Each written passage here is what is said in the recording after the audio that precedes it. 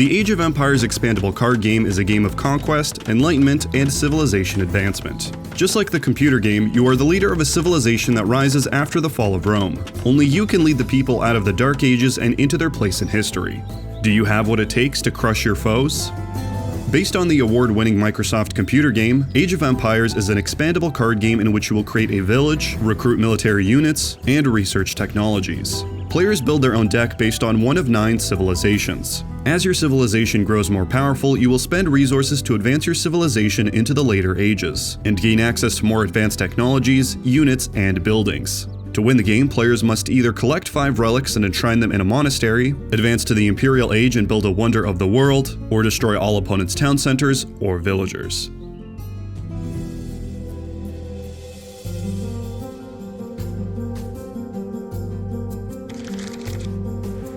The Age of Empires ECG is normally a 2-player game, but there are a variety of scenarios and game setups that can support multiple additional players. For this rules video, we will be going over examples for a standard 1v1 game. To set up the game, each player first puts their Dark Age deck nearby to denote their current play deck, and the rest of their Age deck somewhere within reach.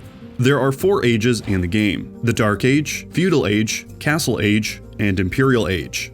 You begin the game in the Dark Age, and as your civilization grows more powerful, you will spend resources to advance your civilization into the later ages, and add to your deck. The Dark Age card is placed to the side of your play deck to denote your current age. The other 3 age cards, Feudal, Castle, and Imperial Age, are placed on top of the rest of the corresponding decks, face up. Next to your play deck, reserve room for 2 additional piles: the Discard pile and the Snuffed pile, where certain cards will go to after being discarded or snuffed.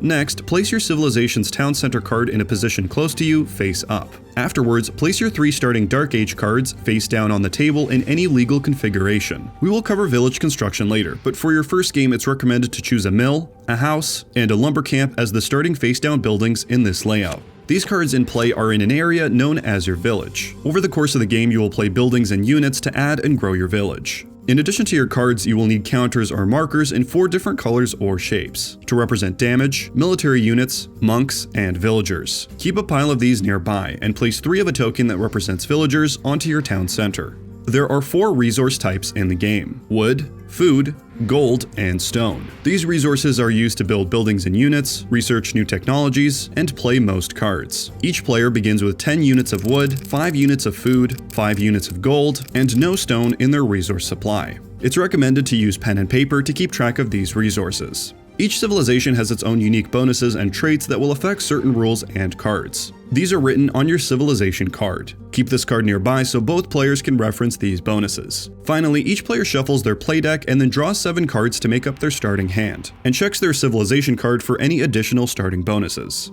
Play order is determined randomly, and the first player begins their turn.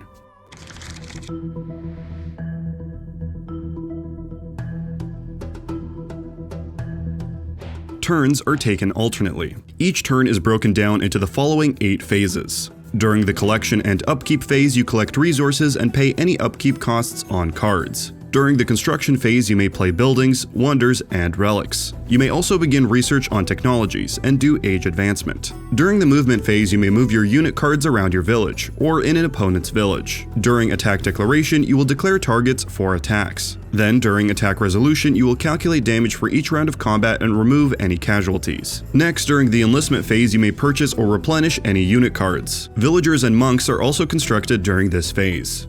Then, in the discard and draw phase, you may discard any cards from hand and draw back up to 7. Finally, in the allocation phase, you will allocate villagers to different tasks such as gathering materials or preparing to construct buildings or technologies. This video will go over each phase in order, and cover the different card types when they are relevant for the phase.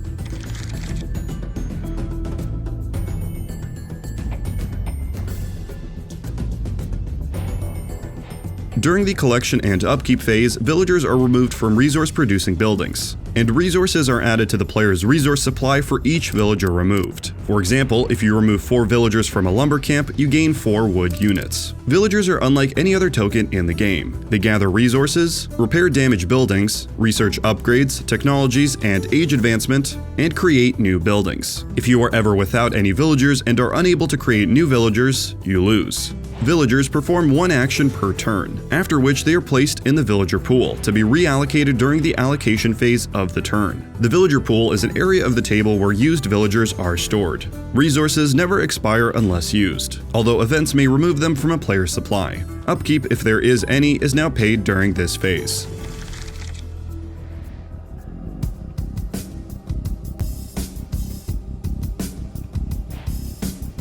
During the construction phase, play any new buildings, relics, wonders, and start research on upgrades, technologies, and age advancement.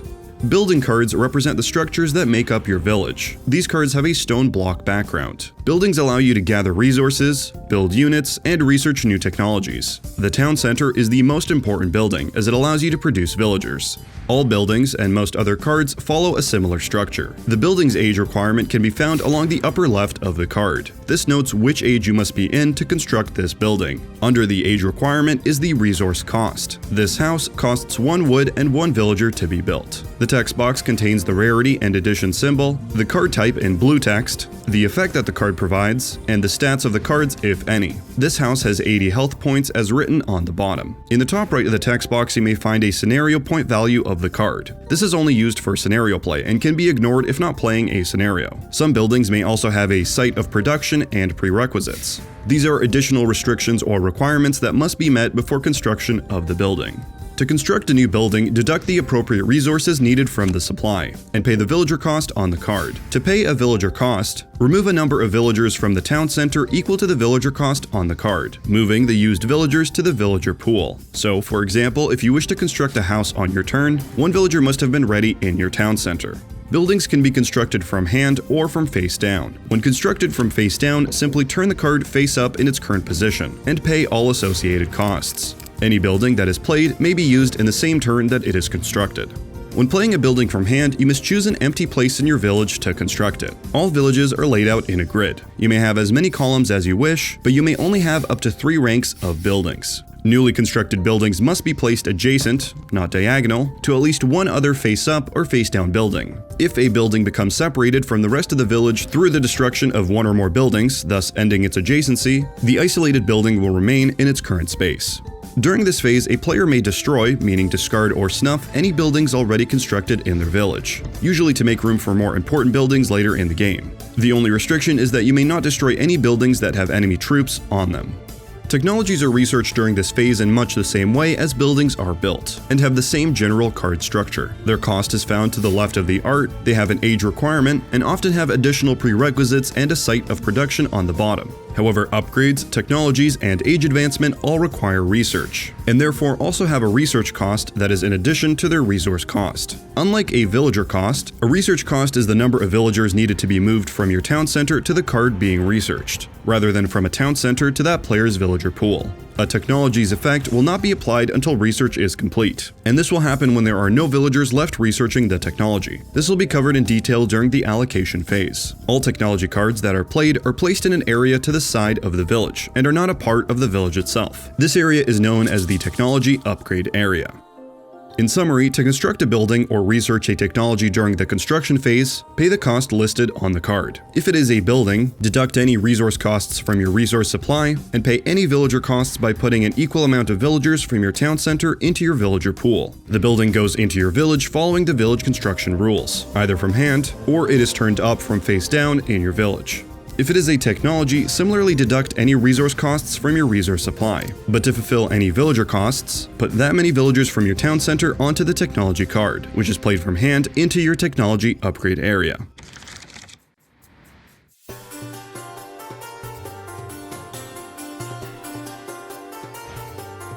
Later in the turn during the enlistment phase, you may play unit cards. During the movement phase, you may move all of your units a distance up to their movement value once a turn. Units may not move diagonally. All units have a movement value of 1 unless stated otherwise on the card. There are 4 types of spaces. Home buildings, which mean any buildings in your village. Abroad buildings, which are any buildings in a village other than yours. Fringe buildings, which are any buildings on the edge of a village. And null spaces, which are the spaces that exist when a building is destroyed. Players may move their units as many spaces in their village as they wish, regardless of distance or movement value. Movement values only apply when a unit moves onto abroad buildings. For a unit with movement 1 to leave a village it occupies, it must begin its movement on a fringe building. Units with movement 2 may start their movement on a building adjacent to a fringe building, and still leave its current village, or it may leave from a fringe building and go an additional space into the new village. Movement during this phase is considered simultaneous for all of a player's units. 2 units owned by the same player may not occupy the same space. If there are any gaps between fringe buildings, not including null spaces, a unit may move freely over the gaps without counting them toward movement.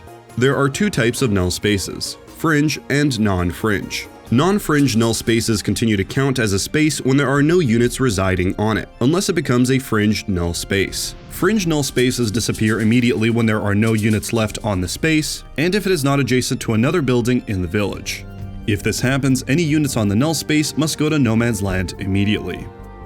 No Man's Land is another location where units can move, and represents the land between villages. Players can move to No Man's Land either as a normal movement, or when retreating from combat in your opponent's village. A unit does not have to stop in No Man's Land on the way to another village. Units may not normally attack other units in No Man's Land, and must either have an outpost or cartography card in play, or be the Mongols or the Franks in order to do so. An unlimited number of units may occupy No Man's Land, but only one unit at a time may attack another unit there. In summary, during the movement phase, you may move each of your units up to their movement value once. Players may move their units as many spaces in their village as they wish, but if they're moving onto abroad buildings, they must adhere to their movement values. Units may not move diagonally, and 2 units owned by the same player may not occupy the same space.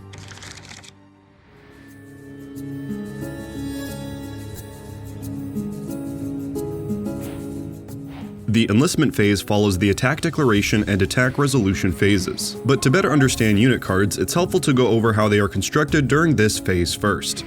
During the Enlistment Phase, you may construct new units, villagers, and monks. You may also replenish units during this phase. Unit cards represent a player's military force, and are horizontal cards with a wood or water background. Much like the other cards we have seen, unit cards have an age requirement and a resource cost to the left of the art. They also have a text box with additional requirements in italics, and will often have combat stats along the bottom.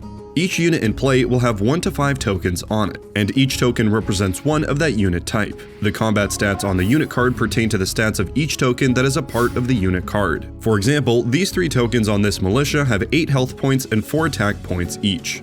To enlist new units, the appropriate site of production, which is the building listed on the bottom of the unit card, must be in play. Military units are produced on buildings such as barracks, docks, stables, archery ranges, castles, and siege workshops. A new unit can only be played on a building that does not already contain a friendly unit, although it may contain an enemy unit. A player must buy 1 to 5 tokens to put on the unit when first enlisted during this phase. The resource cost on the left side of the unit card is the price per token. A unit has a 5 token maximum and a 1 token minimum. Whenever a unit does not have any tokens on it, discard the unit.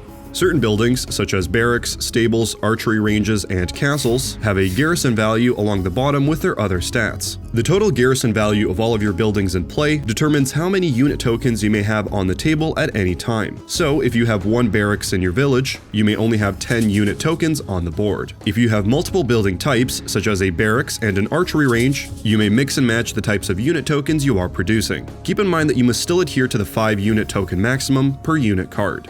Military producing buildings may only produce 5 tokens per turn. For example, if you have 1 barracks, you may produce 5 militia tokens during your enlistment phase. But if you have 2 barracks and 2 militia cards, you may produce 10 militia tokens instead.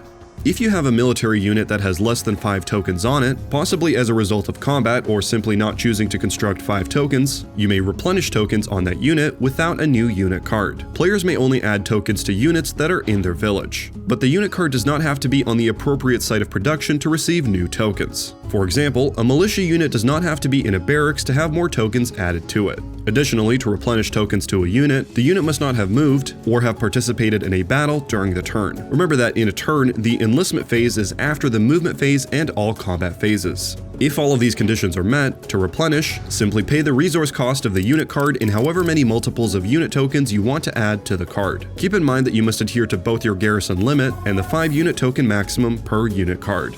During the Enlistment Phase, you may also construct additional villagers. To build a new villager, simply deduct 1 food from your supply and put the villager token into the villager pool to be allocated in the Allocation Phase. You may only create 5 villagers per turn, no matter how many town centers you have. When enlisting new villagers, you must obey the villager population limit for your village. Each house and town center a player has constructed adds 5 to the player's villager population limit. For example, if a player has 1 town center and 2 houses in play, their villager population limit is 15. Or in other words, across multiple turns they may enlist up to 15 villagers. If at any time a building is destroyed, which would reduce a player's villager population limit or garrison limit to below their current population or garrison total, they do not have to remove tokens to match their current limit, but may not enlist any additional tokens of that type.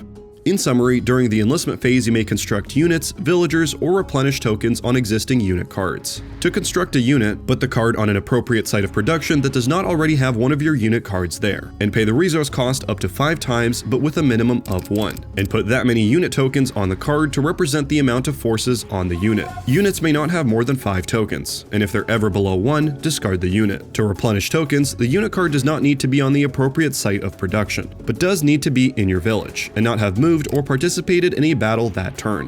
Villagers are also constructed during this phase, at a cost of 1 food per villager up to 5 per 1 enlistment phase. These villagers go to the player's villager pool to be used in a later turn. Both players may only have unit tokens and villagers up to their garrison limit and village population limit, respectively.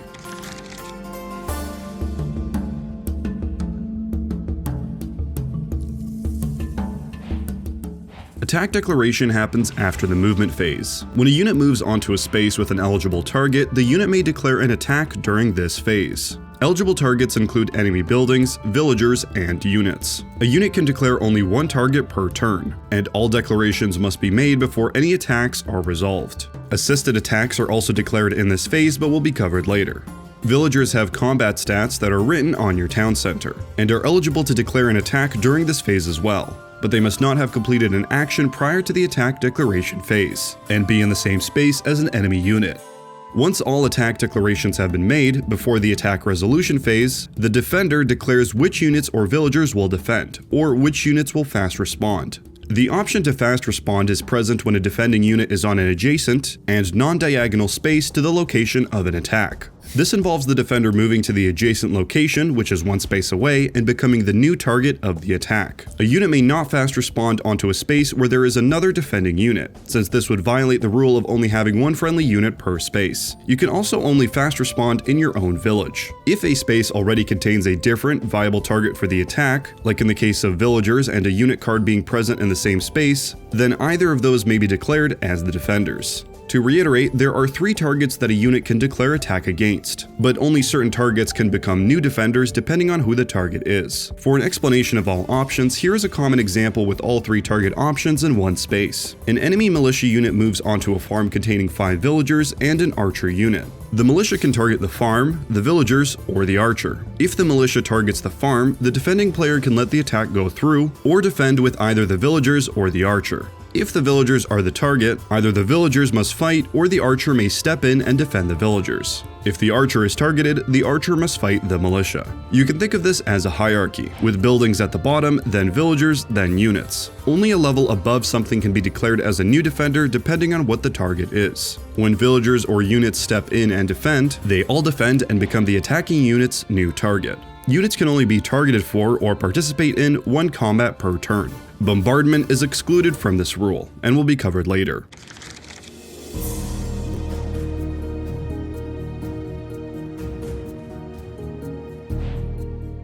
During the attack resolution phase, the attacker determines the resolution order of the battles. Each attack is resolved independently. There are 2 normal rounds of combat, but some units may add additional types or rounds of combat through their effects. During each normal round of combat, the attacker and defender will deal damage to each other simultaneously equal to their attack points. At the end of each round of combat, casualties are calculated based on health points and removed. It's important to remember that there are 2 rounds of normal combat, not 1. Here is an example of an attack resolution. In a prior attack declaration phase, the Britain's militia unit declared their opponent's farm building as an attack target. Defenders were declared, and now it's the attack resolution phase. To determine how much damage is applied when the militia attacks, The player counts the number of tokens on the unit card and multiplies it by the unit's attack points. This value is recalculated at the beginning of each round of normal combat. This militia unit has 5 tokens on it with 4 attack points each, so the militia will do 5 times 4 or 20 damage for the first round. A damage token represents 10 points of damage done to a building, so this normal round of combat will cause 2 damage tokens to be placed on the farm. The farm does not have an attack point value, so it does not deal any damage back.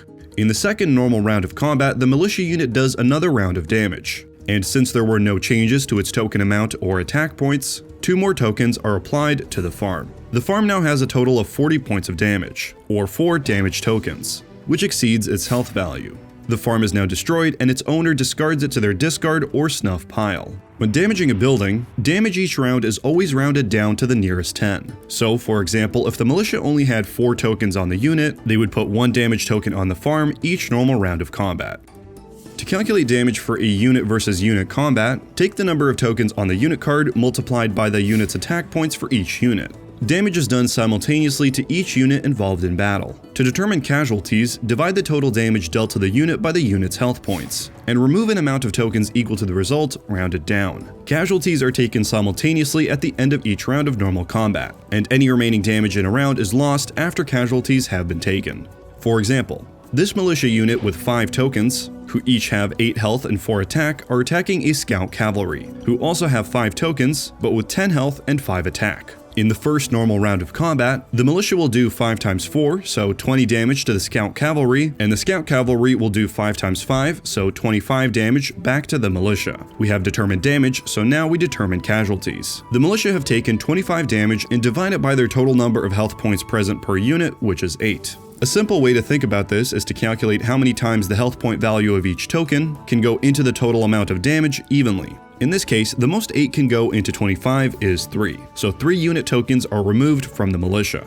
The scout cavalry then calculates in a similar way, by taking 20 damage divided by 10, which results in 2. So we remove 2 tokens from the scout cavalry. The result of this first normal round of militia versus scout cavalry battle leaves the militia with 2 tokens and the scout cavalry with 3 tokens. Following this, the second round of normal combat will start with the militia doing 8 damage, 2 times 4, while the scout cavalry does 15 damage, 3 times 5. The casualties for the militia will be 15 damage taken divided by 8, rounded down, so 1 token is removed. The casualties for the scout cavalry will be 8 damage taken divided by 10, rounded down. In this situation, no tokens are removed. The result of this complete battle between the militia versus the scout cavalry will be the militia with 1 token remaining, and the scout cavalry with 3 tokens remaining. If an attacking unit is on an enemy building and destroys a defender, or the defender retreats before all combat rounds have been used, all remaining rounds of combat are applied to the building.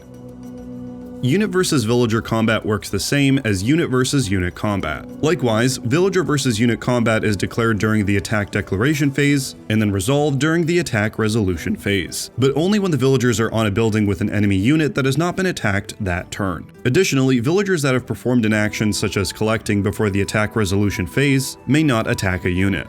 After the first round of normal combat, units have the option to retreat 1 space away. Units may retreat to any adjacent space, or no man's land if the retreating unit is on the fringe. Units may not retreat to a space occupied by another unit, or where combat occurred the same turn. The attacker declares retreat first, after which the defender may retreat. If a unit retreats, the unit loses all remaining rounds of combat.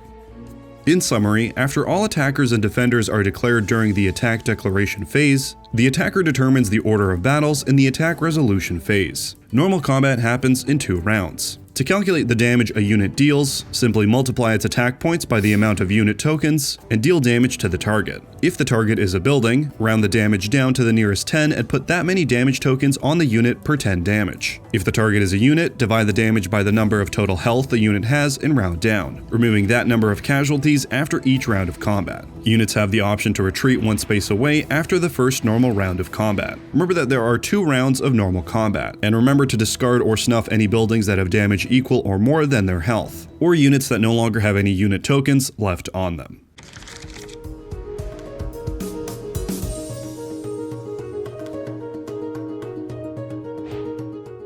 During the discard and draw phase, you may discard as many cards as you want into the discard or snuffed pile, and draw back up to 7. You may only discard and draw once per turn and during this phase. If you run out of cards, shuffle your discard pile, not including the snuffed pile, and make a new play deck. Remember that when a building or unit is destroyed, you have the option to put in either your snuffed pile or your discard pile. Putting it in your discard pile will mean that you have a chance to draw that card into your hand once more, while cards in the snuff pile will never normally return to your play deck and thus not drawn again.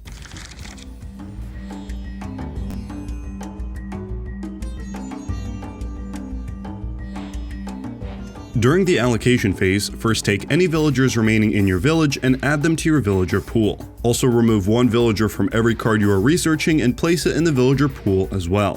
When the last villager is removed from something you are researching, that card takes effect. Technologies and upgrade cards will give your civilization bonuses and may be prerequisites for more advanced technologies and upgrades. Technologies typically provide new abilities for your civilization, while upgrades modify your buildings and units' stats and/or abilities. After moving any remaining villagers to your villager pool, decide which resources you would like to produce next turn by taking villager tokens from the villager pool and allocating them to the appropriate buildings. Each lumber camp, farm, or mine may only take up to 5 villagers on it, so if you have a lot of villagers, some may end up being idle. You do have the option to add additional villagers to a production facility, but typically only 5 villagers may collect a type of resource per turn. If you wish to allocate villagers to build buildings, play events, or research cards, place them on your town center for use during your next turn. Villagers can also repair damage done to a building, at the rate of 1 damage token per turn per villager. To repair a damaged building, allocate villagers to the damaged building during this phase. On your next collection phase, remove a number of villagers from the building to remove the same number of damage tokens. Repair counts as a villager's 1 action per turn. Remember to place your villagers in safe locations, because they can be major targets for your opponent. After this phase, the turn is now over, and the next player begins theirs. Players alternate turns until one of the winning conditions is met.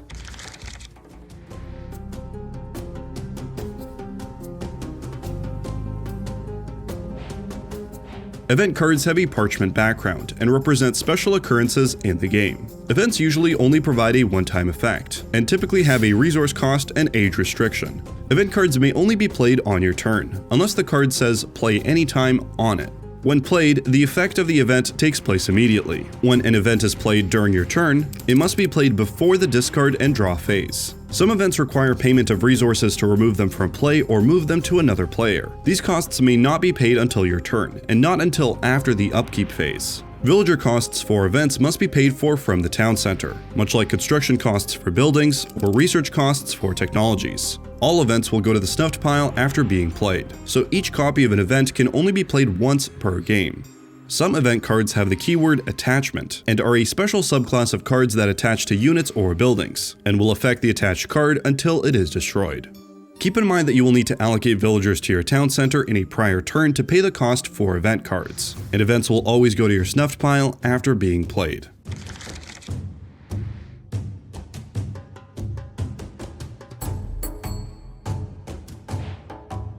Over the course of the game, you will want to undergo age advancement to get access to more advanced buildings, technologies, upgrades, and units. Age advancement works the same way as both upgrades and technologies. Age cards can be recognized by their parchment background and age shield. Prerequisites to advance will be written on the card alongside a resource and research cost. For example, to advance from the Dark Age to the Feudal Age, a player must have at least 2 Dark Age buildings constructed. Then deduct 10 food from their supply and pay the 1 research cost. Once research is complete, the player immediately enters that age, and as a result they shuffle the new age deck into their play deck. At this time you also have the option of shuffling in your discard pile. Since research is completed after the discard and draw phase, cards from the newly researched age will not be available until the following turn. During the Dark Age, or Age 1, the Fog of War is in effect. While under the Fog of War, players cannot move to another village, but they may defend or attack in their village. Once a player has entered the Feudal Age, or Age 2, the Fog of War is lifted for that player. If an Age 2 player attacks an Age 1 player, the Age 1 player may, on future turns, attack the Age 2 player.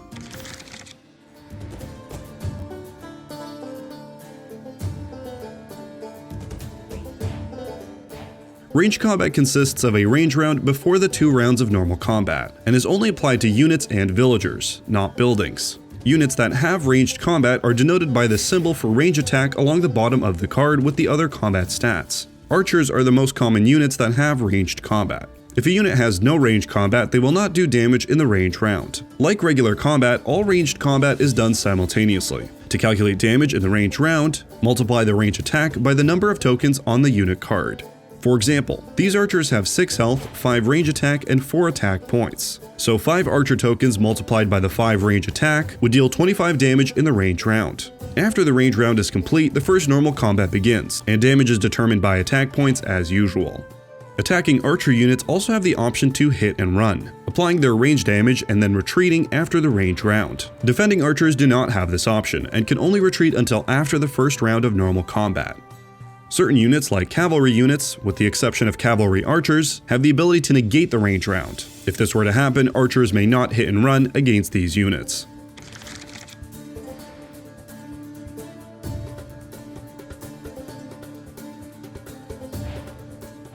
If an attacker has 2 units on adjacent buildings, one unit may assist the other unit with an attack on the building. For example, if the attacker has a militia on a house and a knight on an adjacent barracks, and the militia declares its attack against the house, the knight could assist the militia and declare its attack on the house instead of the barracks. The primary attacking unit, in this case the militia, that is located on the targeted building, the house, will complete its combat first. After this combat is finished, the assisting unit, in this case the knight, will be able to assist with its attack, but only if the following 2 conditions are met. Number 1, the primary attacking unit, in this case the militia, is the only unit remaining on the target building, the house, after the attack is resolved. And number 2, the assisting unit, the knight, was not the target of a fast response. If the assisting unit does not meet both of these conditions, they may not assist, and they lose their attack for the turn. Otherwise, both units deal damage as normal to the targeted building, starting with the primary attacking unit and then the assisting unit. Assisted attacks help with the destruction of buildings, as you may never have 2 of your own units on the same space.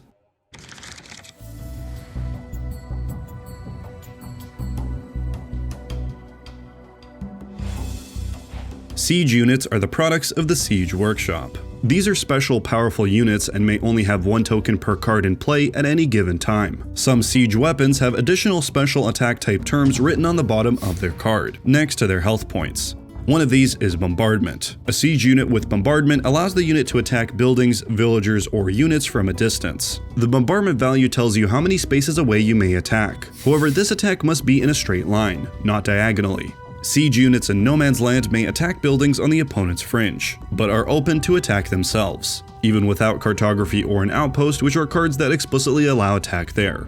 Bombardment damage is dealt at the same time as the first round of combat, whether it is ranged or normal. Each unit only gets 1 bombardment attack per turn, but remains in combat for 2 rounds as normal. Bombardment units may retreat after the bombardment round.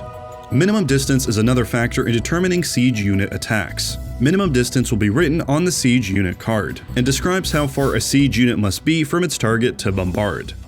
Scorpions and heavy scorpions have a special term on them called area effect, which modifies their damage. To calculate area effect damage, take the attack points of the siege unit and multiply them by the number of tokens on the target unit card. If this scorpion is attacking this militia unit with 4 tokens on it, it would deal 12 times 4, or 48 damage to the unit during its bombardment round.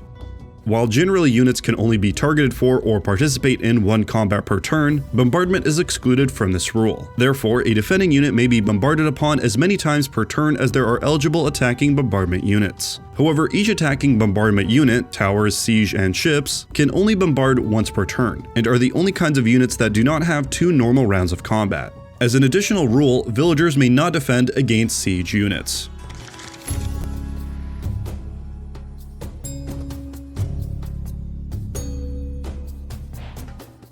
Upon the creation of a monastery in the Castle Age, your civilization may create monk units. Monks can be used to convert enemy units or to heal friendly units. When you bring a monk into play, place a monk token on one of your military units. This token represents the presence of a monk that travels with this unit. You may have up to 5 monks attached to a particular unit. Monks do not count towards the military token limit for a unit card, but monks do count as a military unit for garrison value, and you must have the garrison value to support them.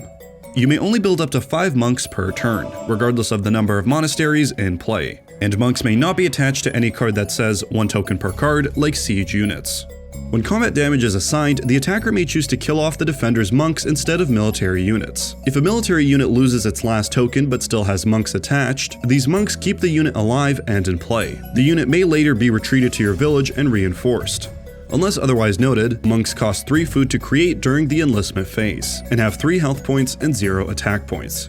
When a unit with 1 or more monks enters battle, you have the option to either make a conversion attempt or a healing attempt. A conversion attempt is made before the first round of combat, including the range or bombardment round. Choose one military token or villager token as the target for the conversion attempt. You may not target enemy monks for conversion, unless a card effect states otherwise. The total number of monks on your unit will determine your conversion rate, a number that determines how easy a conversion is. For example, if there are 5 monks on the unit card, your conversion rate will be 5. Roll a 6-sided die. If the number rolled is equal to or less than your conversion rate, you convert the target. For example, with a conversion rate of 5, you will convert the target on a roll of 5 or less. Likewise, if you only had 1 monk, you would have to roll a 1 to convert. The maximum a conversion rate can be is a 5, and any roll of 6 is an automatic failure. Certain effects may cause a conversion bonus. This bonus can be a positive or a negative, and directly raises or lowers the conversion rate respectively. Upon a successful conversion attempt, the token is destroyed and removed from play. If the conversion attempt fails, there is no effect. If, after a conversion attempt, there are tokens left on the enemy unit, combat begins as normal. Being primarily mechanical, siege units cannot be targeted by a conversion attempt. Monks may also heal units instead of converting them. If you choose not to utilize the conversion attempt, you may instead make a healing attempt when one of your monks or units has been killed in a round of combat. You may make only 1 healing attempt per attack. A healing rate is calculated and then rolled the same way as a conversion rate. If the roll is successful, then you lose 1 less unit or monk than you normally would. Keep in mind that a unit with monks attached may only attempt to convert or heal, not both in the same turn.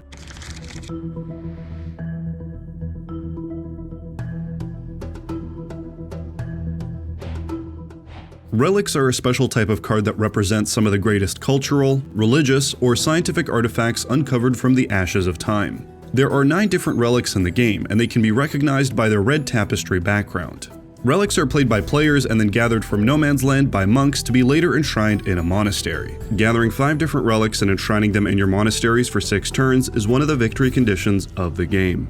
To bring a relic into play, you must play the card from your hand into no man's land during the construction phase. Each relic is unique, so there can only be 1 copy of a particular relic in play at any time. Once the relic is placed into no man's land, any unit with monks can retrieve it, including those owned by your opponents. Upon reaching no man's land, the unit may pick up the relic but may not use any remaining movement. Each unit may only carry 1 relic at a time, and may only pick up 1 relic per turn. Certain relics require more than 1 monk on the unit in order to be retrieved. This will be written on the bottom of the relic. On the following turn, the unit with the relic may move back to their village. Once the unit has reached the monastery or an adjacent building, the relic is automatically enshrined in the monastery and placed underneath. While retrieving a relic in no man's land, your unit may be attacked. To attack a unit carrying a relic in no man's land, you do not need to have cartography or an outpost, or something that otherwise allows attack in no man's land. If attacked and forced to retreat or killed entirely, the unit drops the relic. If the unit that killed the retrieving unit has monks, they may pick up the relic and eventually bring it back to their village through regular movement. If a unit ever drops a relic, it remains on its current location until picked up. Once a relic is enshrined in your monastery, the relic will describe how much gold each turn it generates. If your opponent has relics in their monastery, you must destroy the monastery first in order to get the relics. If the monastery is destroyed, any unit with monks attached may move to that location and pick up 1 relic. Once a player has their 5th relic enshrined, a 6-turn victory countdown begins for that player. Opposing players must work towards destroying the monasteries with relics to reset this countdown.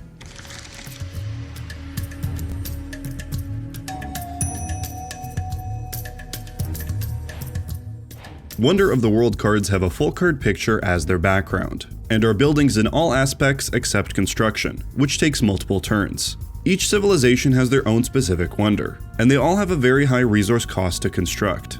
When constructing a wonder, you will pay all costs on the first turn of construction. The wonder enters play with 110 health points following the same rules as normal building construction. On subsequent turns, the wonder gains health points with each turn as described on the card. If a player puts a wonder into play, opponents have 6 turns to destroy it. Otherwise, that player meets one of the winning conditions and wins the game. The 6-turn countdown starts at the beginning of the 4th turn following the initial placement of the wonder, which is when the wonder is fully constructed.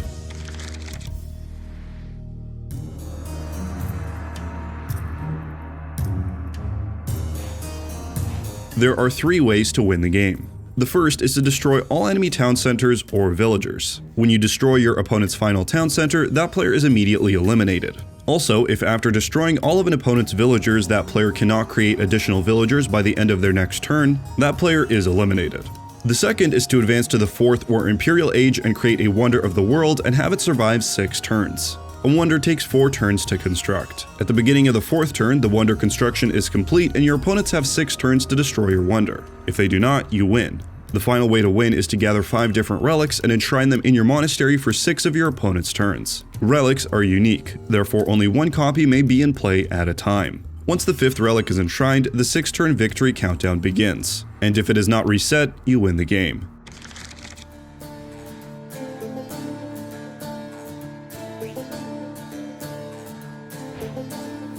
Nautical cards from the Nautical expansion add sea units, buildings, and technologies. To create water in your village, you must first build a dock following regular building rules. If no player builds a dock, there is no water for ships to be played on. If all docks are destroyed, the water will remain, even though the docks did not. The first player to build a dock determines which fringe side the water will be on for all players, which is called the beach fringe. A building that has any side exposed to water is called a beach fringe building. An additional dock on an opposite fringe only adds water to the dock owner's village. For example, if a player puts the first dock of the game in play on their left fringe, then all players now have water on that side. If that player then builds a second dock on their right fringe, the right fringe of only that player's village has water. In other words, a second dock only affects the player that builds it. The placement of a dock is important in respect to both fringe side and rank. No further buildings may be constructed beyond the dock in that rank. So if a dock is built in the 3rd rank of the right fringe, no buildings may be built to the right of the dock in the 3rd rank. The 2nd and 1st ranks are still available for expansion of the right fringe. Regardless of which rank the dock is in, each building that has a side exposed to the water is open to ship attack. Ships are built following typical unit construction rules, and typically have the 1 unit token per card restriction. However, unlike other kinds of units, the card orientation of a ship is important and determines its function. If the card is turned horizontal, it is in the defense stance, and may only defend your village. If the card is turned vertical, it is in the attack or movement stance, and is able to move to another player's village and attack. Ships in a defense stance may not move outside of their village, and typically only defend, while ships in a movement or attack stance may not defend a village, but can attack and move. Ships come into play in the attack stance, and stance changes may be made during the allocation phase. The defense stance works by rank location, and there can only be 1 defense or attack ship in a rank per beach fringe building in the rank. For example, if a player wants to defend a house that is on the beach fringe in the 2nd rank, they would have their horizontal ship in the 2nd rank water. If a player wants to be able to defend 3 beach fringe buildings in their 2nd rank, they will have to have 3 defending ships in their 2nd rank water. Fishing ships are not designed for combat, however they must be in the defense stance to fish. If a defensive ship gets attacked, it can defend itself, but defensive ships cannot leave their village's water unless they first change to a movement stance during the allocation phase. Movement for ships is much like movement for units, and done during the movement phase. All attack ships are considered to be out to sea, or in position to move to any beach fringe if they are in friendly water. Attack ships in friendly water are not in any rank, and must pick a rank when attacking enemy buildings or defense ships. Attack ships can be attacked by enemy attack ships while out to sea. To reiterate, there can only be 1 defense or attack ship in a rank per beach fringe building in the rank. In this example, there are 2 beach fringe buildings in the 1st rank, the gold mine and the farm, so there can be up to 2 defense and 2 enemy attack ships in the 1st rank. The shore order is the order in which the defense and attack ships are lined up in regard to proximity to the beach fringe. The defense ship closest to the beach fringe is considered the first defending ship, while the closest attack ship is considered the first attacking ship, and so on. When ships are out to sea, they may be targeted for an attack once per turn. An attack stance ship may target any enemy attack stance ship by moving into the same water and declaring a target.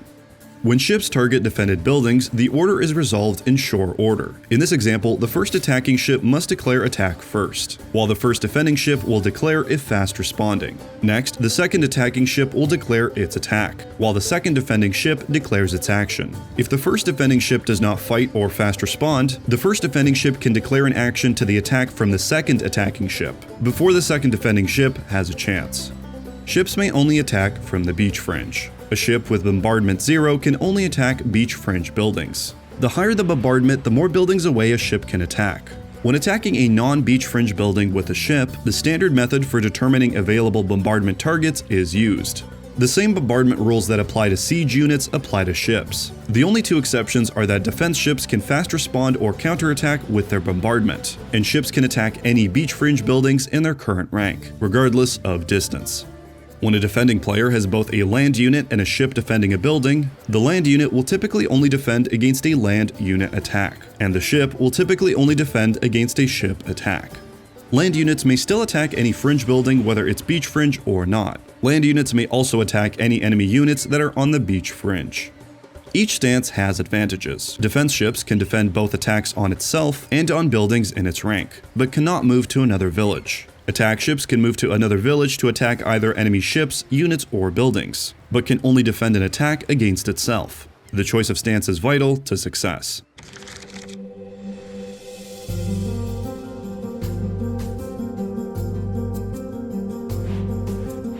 Deck building in the Age of Empires expandable card game has the following rules. Broadly, you first pick a civilization and then build a deck using that civilization's cards. Each civilization's specific bonuses and units are listed on its civilization card. These bonuses are different for each civilization, so pay close attention to each player's card. Most bonuses are usable without the need for additional cards, but some bonuses, such as the Celt's ability to pay less for siege weapons, require special civilization-specific cards. These bonuses are key when constructing a deck. Also listed on the front of the card are the play costs and statistics for villagers and monks. On the back of each civilization card is a key to the icons used in the game, a listing of the technologies, upgrades, units, and buildings which that civilization cannot use, and a listing of the turn sequence. As mentioned prior, your total deck refers to your cards across all of the ages, while an age deck refers to the cards from a specific age. When constructing your deck, there's a minimum of 90 cards in your total deck. You may have up to 5 of any card in your total deck. The only exceptions to this rule are walls, which may have an unlimited number, and militia, of which you may have 10. Any card with the same card title counts towards the 5-card limit. For example, an arbalist specific to the Britons still counts as an arbalist. This table breaks down the age deck minimums for each age. You may put cards from previous ages into later age decks, but later age cards may not go into earlier age decks. So an age 1 card can go into the age 3 deck, but the age 3 card may not go into an age 1 deck. Cards that have the name of a civilization in the card designator may only be used by the named civilization. So something like the Celt infantry unit may only be used by the Celts.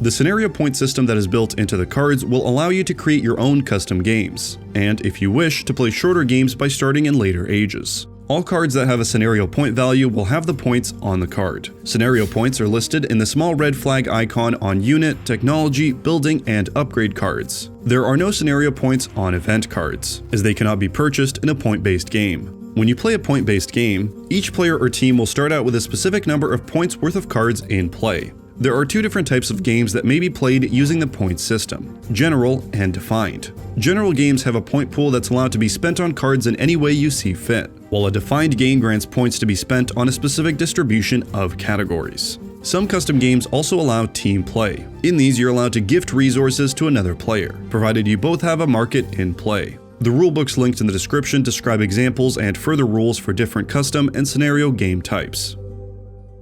This concludes the rules video. Linked in the description are rules and resources that should answer any further questions you may have, and card images to get started playing. Thanks for watching.